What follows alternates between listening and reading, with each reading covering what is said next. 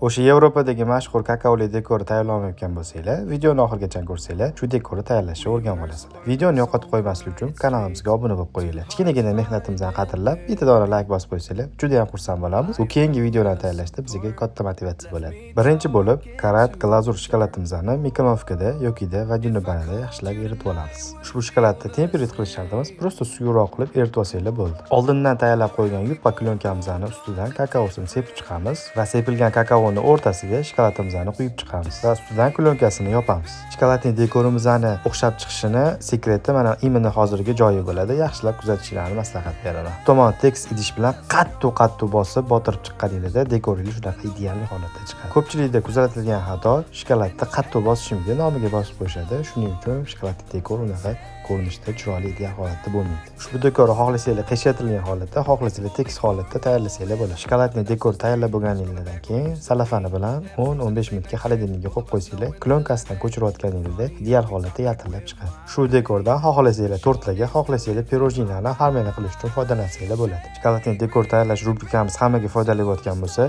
shokoladli dekor tayyorlashga qiynalib yurgan tanishlarga shu videoni jo'natib qo'yinglar. Hammanglarni omadinglarni bersin.